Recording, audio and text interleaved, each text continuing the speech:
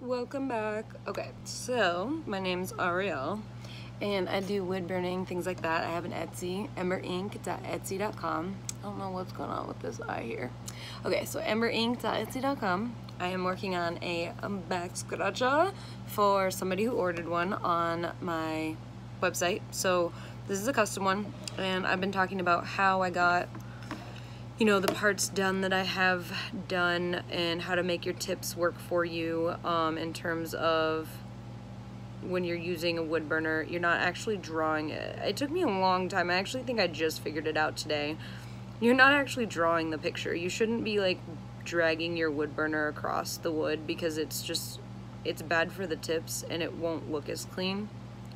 So I was talking about how to make your tips work for you, breaking down the shapes into shapes that your tips will do with just one press. And basically, I've been talking about, how to sell your art online, how to sell it in general. There's a guy named Shawn Palek, P-A-L-E-K, Shawn, S-H-A-W-N. P-A-L-E-K is his last name. I ran into this guy at the Iowa State Fair, and he is amazing. He has amazing work. He has a website, which of course I don't know it off the top of my head right now, but that guy is awesome. He was talking to me about, things that can help me with my art, and he said he's gonna like mentor me and stuff, which is fun. But from what I've learned so far, before any mentorship, like trying to figure it out myself, because I just met him the other day, having tried doing this stuff myself, the main things that I've gone over that make a difference for me, which applies to pretty much everybody that I went through with on the last video. God, you guys, I can't talk and burn at the same time. Things I've learned, so like producing art every day is like number one. You have to do that. Like, it doesn't matter how hard it gets, you have to do it. It's what's gonna take your career the farthest. And then I was talking about if you're posting online, important things are gonna be like pictures, descriptions, talk about yourself as much as possible, because people wanna get to know your art, but they also wanna get to know you as an artist. So if you're just like some big evil corporation, like, you're not gonna, people don't want to buy from those places because they're a corporation. They want to buy from them because they're cheap. But they want to buy from you because you're an actual human and you have thoughts and dreams and all that stuff, and you're local.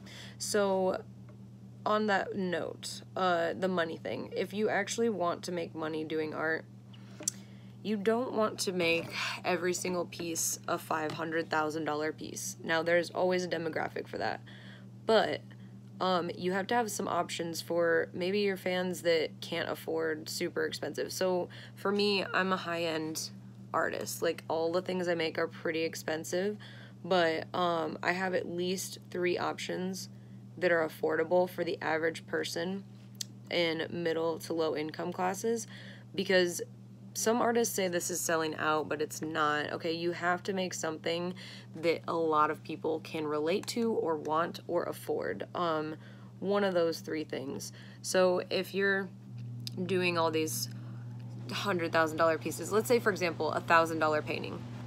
It's a big painting, it's beautiful, and you're worth it.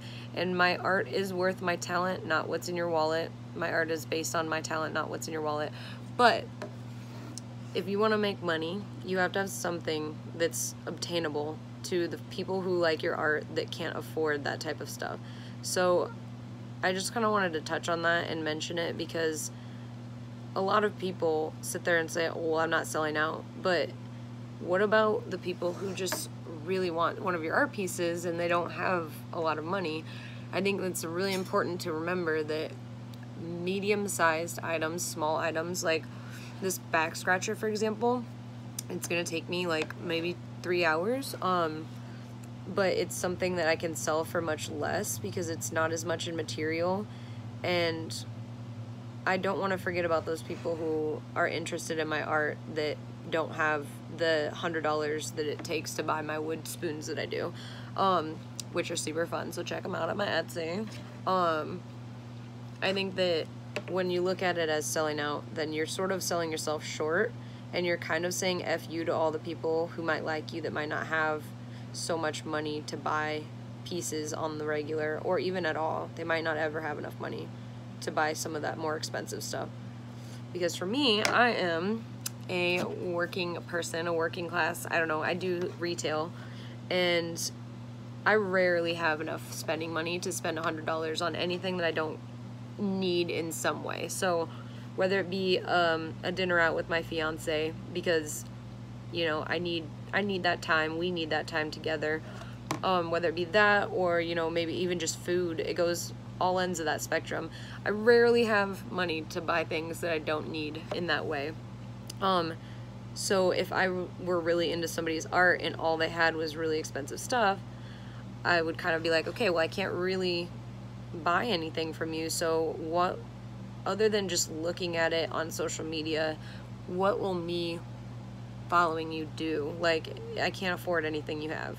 So if you think about it like that, it kind of puts into perspective why you need that middle ground of pricing. And I'm not talking like $2 stuff. Like I said, I'm a high-end artist, so all the stuff I make is really expensive. This item that I'm making right now, it's a custom piece. So if you take something smaller, like that you can buy for less expensive money, like smaller canvases, things like that, make it your own still, but you can customize. You can make customized things in a smaller format. So I do different pricing for different lettering. So the amount of letters dictates the price on these. Basically, this is kind of one of my most popular things. Actually, it's like I've sold more of these than anything else in my whole shop in the whole time I've had an Etsy, which realistically isn't that long. Don't get me wrong, I've only had one for like 6 months, but these seem to be the most popular, and they're pretty fun. And the fact that they're customizable is important because people can make it their own. So that's just something to remember. It's not selling out, it's making your art available for the people who maybe can't spend $1,000 on something just to put on their wall, you know, or keep in their kitchen or whatever.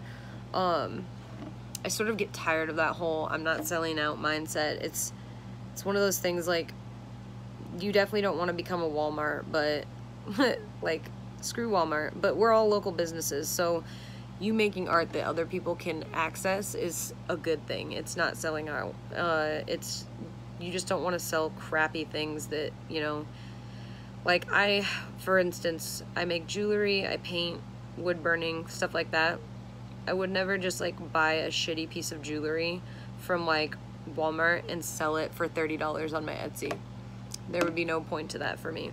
That would be selling out. But otherwise, that's where I'm at. And then this is where I'm at with my wood burner. It's upside down, obviously, or with my back scratcher.